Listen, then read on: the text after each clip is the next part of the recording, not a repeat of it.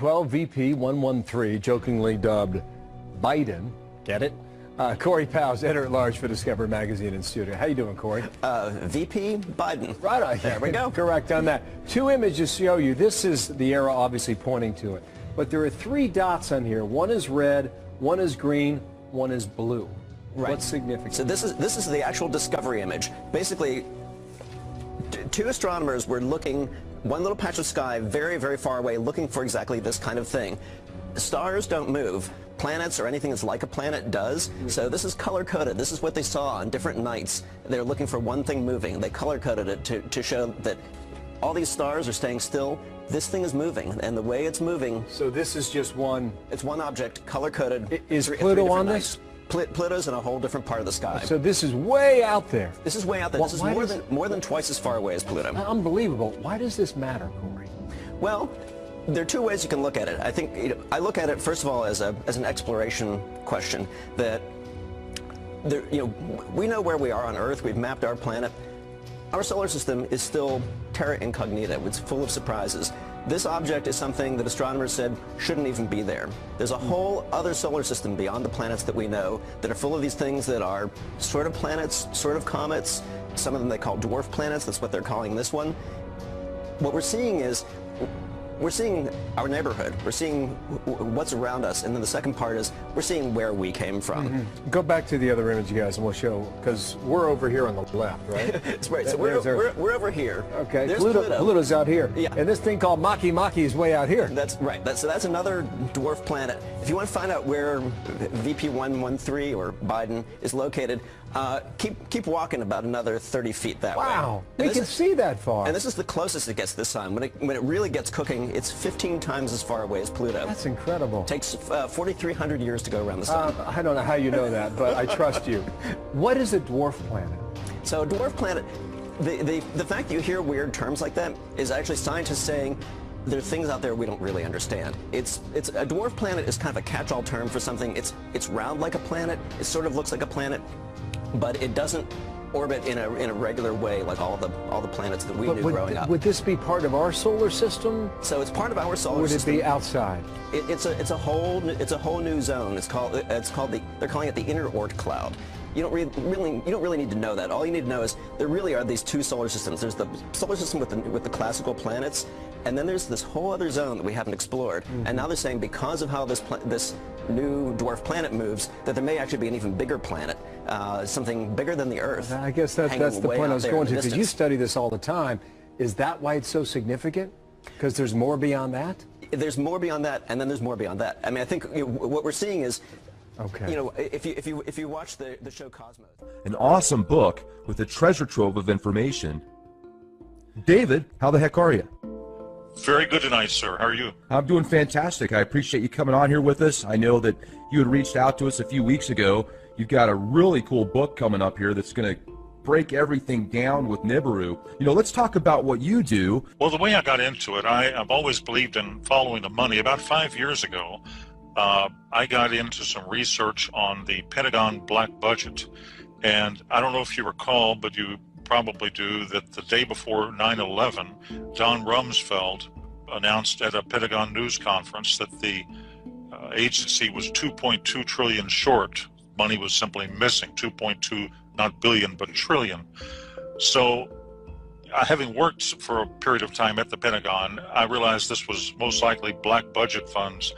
And I did some investigation, and I ran across a couple of areas, basically the deep underground military base research done by Jesse Ventura, done by Phil Schneider, done by other personalities. And I realized, of course, that's likely the source of the lost money. It's black budget ops, and it's being spent. And why is it being spent in terms of these type of bases? So that's how my curiosity was picked, you might say. These bases, I understand, are built away primarily from geologic tectonic areas. But again, when Planet X passes, you're going to have new geotectonic faults established when you have force 11, 12, 13, 14 earthquakes. So I don't know how safe they're going to be. It could be a lost investment for those people. In any case, that was my basic introduction about 5 years ago, and then I got into the science of the topic. My understanding, and this is partly from Phil Schneider, I know he worked 11 years at Groom Lake Area 51. He says the black budget varies between 0.2 trillion and 1.2 trillion per year. I'm not sure when the inception started. It was absolutely going on in the late 70s and 80s. He says a couple of dozen of these may be reasonable for protection. I agree, nuclear protection. But the question is, why do we have over 130 of these?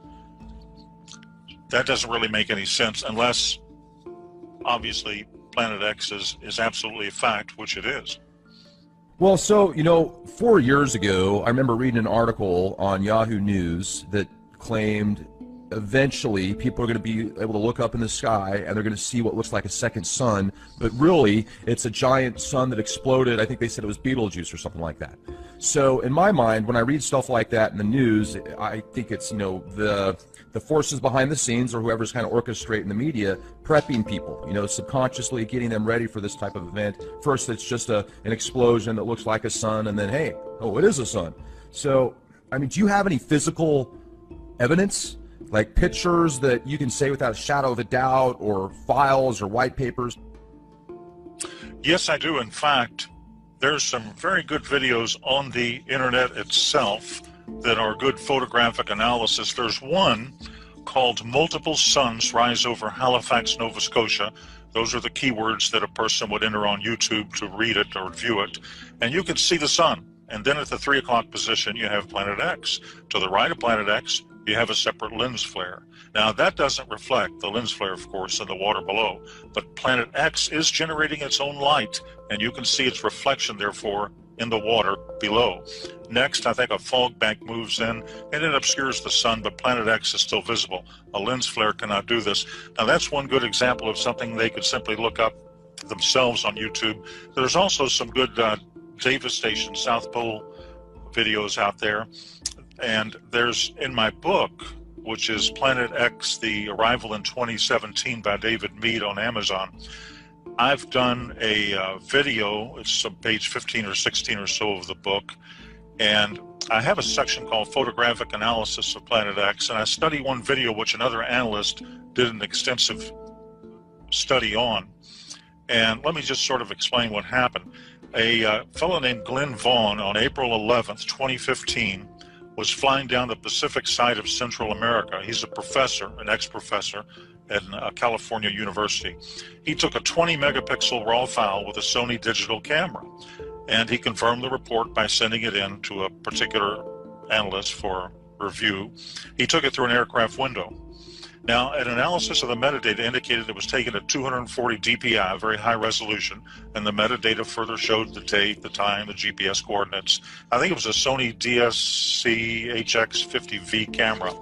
In any case, using Starry Night Professional version, the video, which is referenced in my book and which is on YouTube, did a field of view analysis, and he determined Mercury is above, in other words, superior conjunction with the sun, and the object in the field of view, therefore, is not Mercury. Mercury does not have wings, as does this object, and Mercury does not have the brightness or contrast of the unknown object. Now, the analyst also performed a gamma test on a paint program. Gamma testing shows if an object is hot or cold. Hot objects generate, of course, their own light like our sun. A lens flare would be a cold object. They read direct light, they don't generate it. So he started with a gamma of 1, reducing it by steps. At point 10, the gamma illustrates stark differences. At point 01, he shows the hottest, brightest objects on the video.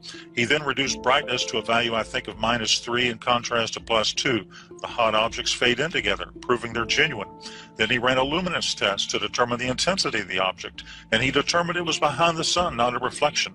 There are actually wings on the object, which is clearly behind the sun. Now, he stated this is deeply disturbing. The reason is that gas tails of comets follow solar winds, and they're not visible until the comet's orbit is inside of Jupiter, at which point, normally the luminosity at that point of the sun makes the tails of the comet or the planet visible. Of course, Planet X, we all call it Planet X or Nibiru, but it is a dwarf star. It's either a red dwarf or brown dwarf star. Now, the object, which is clearly Planet X by deductive logic and process elimination, is therefore now between Mars and Jupiter. It's not in the outer reaches of the solar system. It can clearly be seen, especially from the southern hemisphere. Now, as of April 2015, therefore, the date of that video and the analysis, Nibiru is close enough to the sun so that the sun's light is reflected to the tail, making it appearing like wings. And there's one other quick comment I'd make, because actually that video had two parts. The second part was a lady who lives near where I do, Sanibel Island, Florida, Melissa Huffman.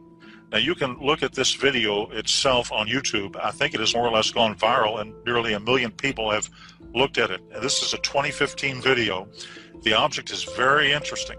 She pans the sky and shows the object and then the moon. Now, it's clearly a planet visible just north of the sun. Using stellarium and knowing the moon.